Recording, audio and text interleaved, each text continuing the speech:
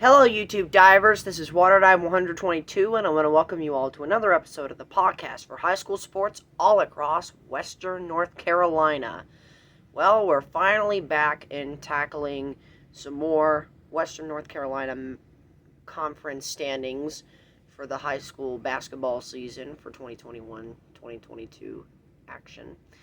And so today we are going to be looking at one of the bigger conferences in this area. We're going to be talking about the Mountain 7 3A Conference, also known as the recreation of the W.N.C.A.C. 2A 3A Conference minus Brevard. So basically in this conference you have Franklin, Pisgah, North Henderson, West Henderson, East Henderson, Smoky Mountain, and Tuscola. Which was basically most, if not all, of the teams that were formerly with the Brevard Blue Devils in the WNCAC 2A division, which saw its final year of action in 2016. And after that, there were some significant changes within the conferences. Tuscola, West Henderson, and North Henderson, I believe, moved to the WMAC with teams like AC Reynolds, Asheville, TC Robertson, North Buncombe, etc. And all the other teams joined up with Hendersonville to form the Mountain 6 2A Conference. And personally, I really liked that conference. It was very nice. You knew exactly who the teams were and all that fun stuff. But then this season, the commission decided to rebrand every single conference in this area, and maybe other conferences in North Carolina too, but specifically the Western North Carolina Mountains conferences. Hence Mountain 7 was born. Mountain 7, Mountain Foothill 7. I believe you also had another 3A, 4A division that included like AC Reynolds and North Buncombe and all that stuff. Western Highlands is still in action, and the Smoky Mountain 1A Conference is in action with a little bit of swap-ups between teams here and there, but we'll get into that in other videos. Okie dokie, so we're now going to get started on the playoff implications for the Mountain 7 3A Conference, starting with the first place team, and that is the Franklin Panthers, sitting perfectly at 19-4 overall with a 12-0 record in conference action. Now, I have heard that the Mountain 7 Conference Tournament Championship is tonight between Franklin and Pisgah, which is going to be held at Pisgah, by the way. I will update on that, and when I will briefly mention the winner of that game in the next podcast video, rather. But I highly think that Franklin is going to be the favorite. They've already beaten Pisgah twice this year. They have one of the best rosters that I've ever seen. Some of the highest scoring points. Now, I do know that one of their players, Griffin Green, joined Miles McClure in being the second player in Franklin Panther high school basketball history to cross the 1,000 point milestone. Congratulations to him. I don't remember exactly which game he crossed that milestone. I think it was probably against Smoky Mountain. I could be wrong. Do not quote me on that. However, Griffin Green, one of the best basketball players in the mountains, and I think he's one of those star players that you need to watch out for come playoff time. Franklin is definitely up there with some of the great teams in 3A. I do know that they're ranked inside the top 15 or even the top 10, maybe the top 5 or something like that, of the high school basketball teams in the 3A division, and that includes the Eastern bracket as well. Franklin, I'm expecting Franklin to make at least the state quarterfinals, maybe the state semifinals. Who knows? But the Franklin Panthers clinched the regular season title, as did their girls, but that's another video. Um, and they're the number 1 seed here in this conference, and they got a great chance to knock off the P.F.S.S.A.A.W.N.C. Bears, which we are going to be talking about next. So coming in at the second place seed, you got the P.F.S.S.A.A.W.N.C. Bears with a record of 14-9.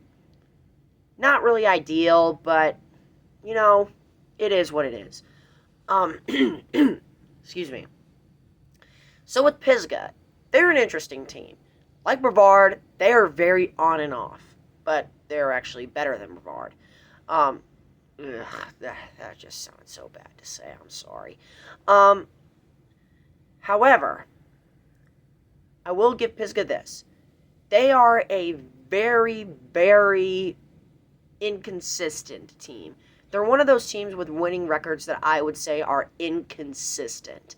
They can look like the best team in the state one game, and then the absolute worst team in the state in another game, or just have those games where honestly it could go either way. P.F.S.S.A.A.W.N.C. has not exactly had humongous blowouts throughout the course of this year. I mean, I'm sure they have. I mean, because let's face it, mostly every team goes through at least one blowout every season. Who knows? But with P.F.S.S.A.A.W.N.C., they are in an interesting situation right now because they're the second seed in the conference, but I don't really see them going on a deep playoff run. I only see them winning like maybe 1, maybe even 2 playoff games, and that's it. This team is not a state title contender. They are a playoff contender, and I do think they will make the playoffs. And I do think they will join Franklin in the NCHSAA 3A basketball tournament. However, I just do not think this team is going to win at all. Moving on to the number 3 seed in the conference, the North Henderson Knights, with a record of 15-10. I'm only counting regular season. Well, you know what? Screw it. They're 15-11. They took a heartbreaking loss to the P.F.S.S.A.A.W.N.C. Bears, 54-49. In a game which was supposed to be neutral, but it was played at P.F.S.S.A.A.W.N.C., so there you go. North Henderson is another very interesting team. I feel like they're on the same level as P.F.S.S.A.A.W.N.C., except P.F.S.S.A.A.W.N.C. is like 6 points better based on their previous outing. Now, I know North Henderson has beaten P.F.S.S.A.A.W.N.C. before in the regular season. That was at North Henderson. But P.F.S.S.A.A.W.N.C. has won the last 2 meetings, including their aforementioned conference tournament win over North Henderson. North Henderson has some talent. They definitely have some great size. Like they have some pretty big guys out there. However, like with P.F.S.S.A.A.W.N.C., I only see this team winning maybe like 1 or maybe even 2 playoff games. They're just not quite ready to make a playoff run yet. But who knows? They might do it, and they might shock everyone, but I'm not quite on the North Henderson bandwagon, and honestly, I just don't know if I ever will be. Now we're moving on to the number 4 seed, the West Henderson Falcons. What is there even to say about West Henderson? They are one of the most inconsistent, most toughest teams to figure out in this division.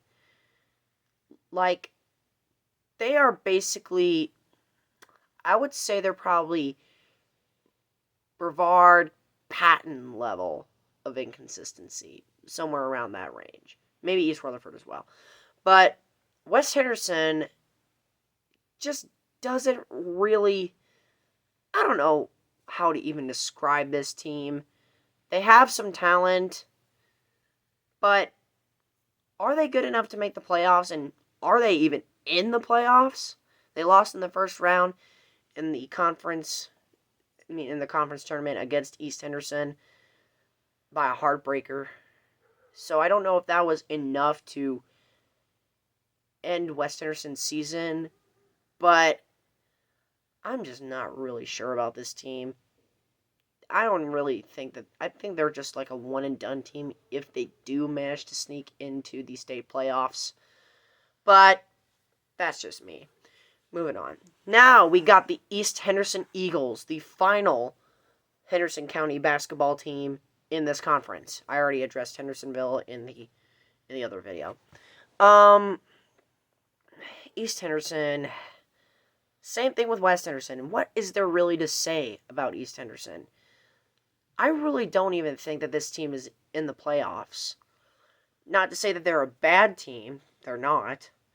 They're not the worst team in this conference, but they are not the best team in the conference either.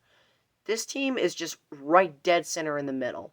And ironically enough, they were the 5th seed. They finished 5th place in Mountain 7. In the Mountain 7, which is almost dead center right there in the middle. Like with West Henderson, this team, I don't think this team is in the playoffs, but they did have a nice bounce back season. I will give them that. And now we get to Smoky Mountain and Tuscola, with Smoky Mountain as the 6th seed and Tuscola as the 7th seed. Both teams going one and done in the conference tournament, and both of them have 5 wins. These teams are sadly out of it. Smoky Mountain in particular had a relatively decent season last year. At least for their standards, they did pretty well last season. And they just did not do well. And I know it's tough to keep that level of consistency going. But when you have a bounce back season, and I've said this with other teams before, like I've said this with Brevard even. If you have a great season one year, with that comes great expectations. And if those expectations aren't fulfilled, then chances are you're not going to have a lot of positive reviews and backlash. And honestly, it's what I see here with Smoky Mountain basketball. They are probably one of the most underachieving teams I've probably ever seen. Now, like I said, it is very difficult to keep up the level of consistency when it comes to winning seasons. I get how tough that is. And I get it that you might have new players that you have yet to build chemistry with, and that might take a while to get adjusted here. But with that, you still have expectations to fulfill. And if they're not fulfilled, then chances are you're going to trigger some disappointments. And honestly, that's what I've seen here. Smoky Mountain, not a great season whatsoever. They went one and done in the conference tournament. Their season's over, sadly. The same can be said about Tuscola. Now, Tuscola was actually one of those teams that used to be a legitimate playoff contender within the mountains. Not exactly a state title contender, no, but they were at least to round 1, round 2, maybe even state quarterfinals contender. But the wheels have just fallen off this team so badly. This team just kept getting bad luck all throughout the year. And like I said with Smoky Mountain, if you have a great basketball program, you have big expectations year after year after year. You may have players that you don't develop great chemistry yet. You may have a new head coach who has a totally different style than what you're used to playing. But with Tuscola, I don't really know if either of those things fall in there. Maybe the former idea, but that's neither here nor there. Tuscola just had a very, very disappointing season, to say the least. And I hope they get better. I really do.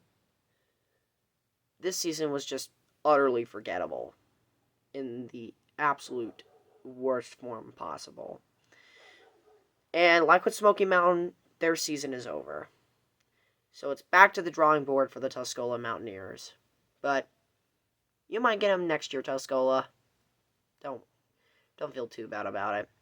All right, so with that said, that concludes this edition of the podcast for high school sports all across Western North Carolina. Thank you so much for watching, my fellow YouTube divers. This is Water 122 signing out, ready to dive into more fun on YouTube. Thanks for watching.